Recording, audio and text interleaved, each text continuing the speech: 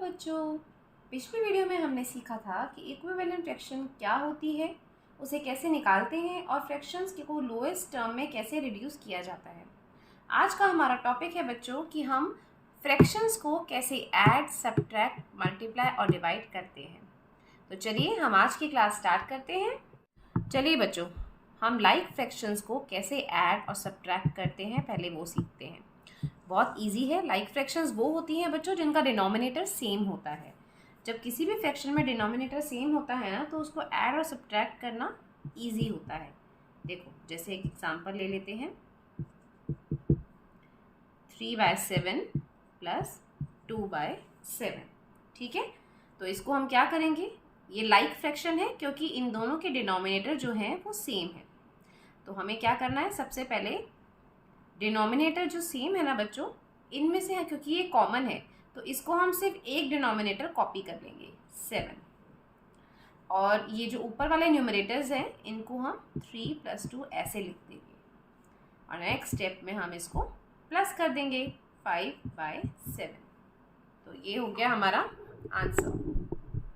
देखिए बच्चों, नेक्स्ट हम ले लेते हैं एग्जाम्पल सब्ट्रैक्ट में, वो भी इसी तरीके से होगा।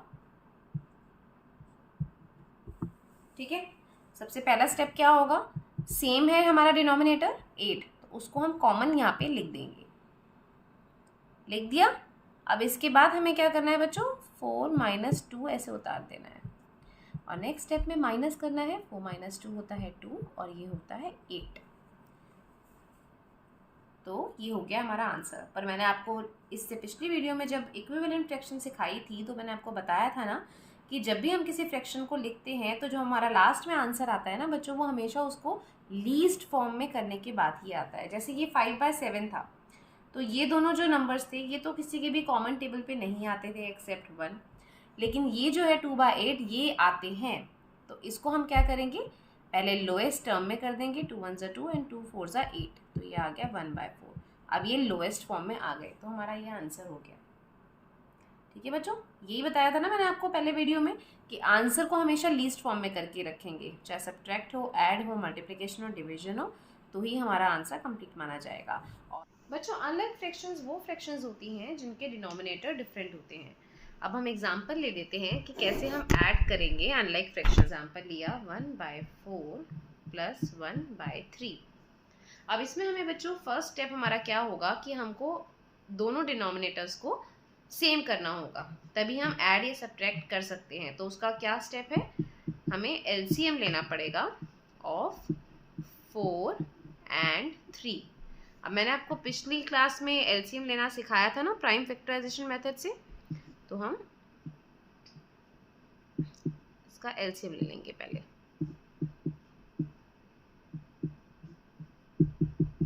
तो ये एलसीएम आ गया इसका 12। ओके, अब हमें क्या करना पड़ेगा, इन फ्रैक्शंस को एक एक करके ले लीजिए और इसकी इक्विवेलेंट फ्रैक्शन निकाल दीजिए। डिनोमिनेटर हमारे पास आ गया है 12, तो ऊपर क्या आएगा बच्चों, हमने क्या मल्टीप्लाई किया होगा 4 में, जो 12 डिनोमिनेटर आया 3, तो ऊपर भी हम 3 मल्टीप्लाई करेंगे। जैसे मैंने आपको बताया था कि जो भी चीज़ हम न्यूमरेटर के साथ करते हैं वो ही सेम हम डिनोमिनेटर के साथ करते हैं। तो ये बच्चों आ गया 3/12। अब नेक्स्ट वाला क्या फ्रैक्शन है, 1/3, इसको भी हम इक्विवेलेंट फ्रैक्शन में कन्वर्ट कर लेंगे। डिनोमिनेटर आना चाहिए 12, तो इसमें क्या मल्टीप्लाई करेंगे, जो 12 आएगा 4, और ऊपर भी 4, तो ये आ गया 4/12। ठीक है, अब हम इसको इजीली हम 1/4 की जगह लिखेंगे बच्चों 3/12 प्लस, और 1/3 की जगह लिखेंगे 4/12। अब हम इसको आसानी से ऐड कर सकते हैं ना बच्चों। देखो, 12 हमने कॉमन लिख लिया, और 3 + 4 कितना हुआ, 7/12। ये इसका आंसर है। आया बच्चों समझ में? ओके, चलिए बच्चों, अब हम सीखते हैं कि हम अनलाइक फ्रैक्शंस को कैसे सब्ट्रैक्ट करते हैं। एग्जाम्पल मैंने ले लिया है 5/6 - 1/4। तो इसका भी हमारा फर्स्ट स्टेप क्या होगा बच्चों, हम लेंगे एलसीएम ऑफ 6 और 4। तो इसका एलसीएम निकाल लेंगे बच्चों। पहले हम 6 और 4 का एलसीएम क्या आएगा, 2 3 = 6, 2 2 = 4, फिर से 2 से जाएगा बिल्कुल, फिर 3 से जाएगा, और ये आ गया इसका एलसीएम 2 × 2 × 3, दैट इज 12। ओके बच्चों, अब हम क्या करेंगे, अब हम इसका 5/6 एक फ्रैक्शन लेंगे और इसको हम लाइक फ्रैक्शन में कन्वर्ट करेंगे। कैसे, देखिए इसका एलसीएम आ गया ना 12, तो हमें इक्विवेलेंट फ्रैक्शन निकाल लेनी है। अब इसकी ये 6 में क्या मल्टीप्लाई किया होगा, जो 12 आएगा बच्चों, 6 में 2 मल्टीप्लाई किया, तो इसका मतलब ऊपर भी 2 मल्टीप्लाई होगा, ये होगा 5 2 ज़ा 10। अब नेक्स्ट हम ले लेते हैं 1/4, इसको भी हम वैसे ही करेंगे बच्चों, नीचे लिख दिया हमने डिनोमिनेटर 12।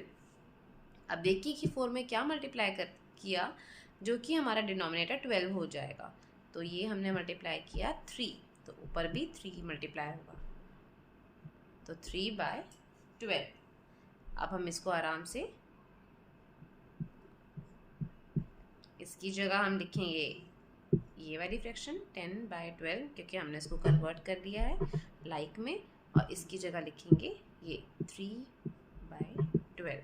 ओके, नेक्स्ट स्टेप वैसे ही होगा, 12 कॉमन आ जाएगा और ये हो जाएगा 10 - 3 7/12। अब इन दोनों का कोई भी कॉमन फैक्टर नहीं है ना बच्चों 1 के अलावा, तो ये ऑलरेडी रिड्यूस फॉर्म में ही है, तो 7/12 जो है वो इसका आंसर होगा। था ना इजी। थोड़ा सा कॉम्प्लिकेट हो जाता है जब बच्चों अनलाइक फ्रैक्शन होती है, तो चाहे एडिशन हो चाहे सब्ट्रैक्शन हो, बस हमें एक स्टेप ऐड करना है जो है एलसीएम। एलसीएम लेने के बाद उन फ्रैक्शंस को हमको लाइक फ्रैक्शन में कन्वर्ट करना है, और उसके बाद हमको प्लस या माइनस जैसे भी होता है वो हमें कर देना है। ये स्टेप एक्स्ट्रा है, बस इसकी थोड़ी सी प्रैक्टिस कर लीजिए। और जिस बच्चे को इक्विवेलेंट फ्रैक्शन निकालनी, एलसीएम एचसीएफ निकालना नहीं आता है, उसने शायद हमारी पहली वाली वीडियोस नहीं देखी होंगी, तो प्लीज़ प्रीवियस वीडियो जाके देख लीजिए, उसका लिंक नीचे डिस्क्रिप्शन बॉक्स में दे रखा है। तो चलिए बच्चों, अब स्टार्ट करते हैं multiplication of fractions. Multiplication of fraction ज़्यादा टफ नहीं है, बस आपको रिड्यूस करना इसमें अच्छे से आना चाहिए। जैसे हम एक एग्जांपल ले लेते हैं, जब हम किसी भी फ्रैक्शन को लेट्स टेक 3/4 मल्टीप्लाई बाय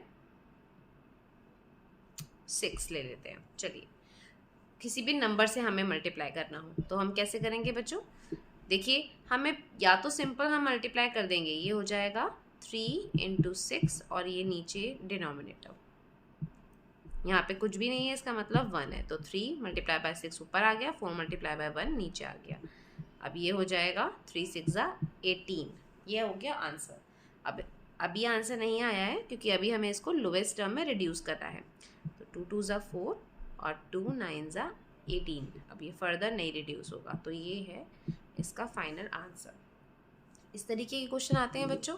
और या फिर ऐसा भी क्वेश्चन आ सकता है कि हमको किसी फ्रैक्शन को फ्रैक्शन से ही मल्टीप्लाई करना हो। अब जैसे फ्रैक्शन कुछ भी हो सकती है, ये है 3/2, चलिए इसको मल्टीप्लाई करेंगे तो वैसे ही सेम करेंगे, न्यूमरेटर को न्यूमरेटर से मल्टीप्लाई कर दीजिए और डिनोमिनेटर को डिनोमिनेटर से, जैसे ये 3 3 ज़ा 9 और 6 2 ज़ा 18।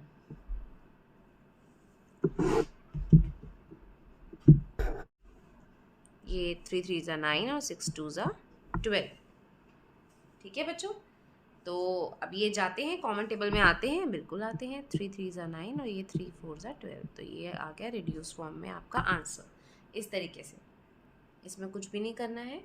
और हम चाहें तो ज़रूरी नहीं है, जब आपको अच्छे से क्वेश्चन की प्रैक्टिस हो जाएगी ना बच्चों, तो हम इसको यहीं पे कट कर सकते हैं, हमें इतना लंबा जाने की ज़रूरत नहीं है। 3 1 ज़ा 3 और ऊपर नीचे कट हो सकता है ना, तो ये है न्यूमरेटर, 3 1 ज़ा 3 एंड 3 2 ज़ा 6, कट गया। अब ये आंसर आ गया 3/4, था ना इजी, यहीं पे आंसर आ जाएगा। बट क्योंकि अभी हम एक और एग्जांपल लेके समझ लेते हैं।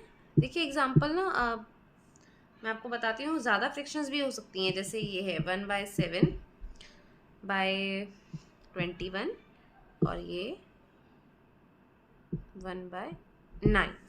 ठीक है बच्चों, अब हमें क्या करना है, देखिए इसमें इजी होगा अगर हम इसको इसी फॉर्म में कट कर देंगे, जैसे ये 7 1 ज़ा 7 और ये 7 3 ज़ा 21 आ गया। अब ये 3 और 9 भी कटते हैं, 3 1 ज़ा 3 और 3 3 ज़ा 9, तो आंसर आ जाएगा 1/3।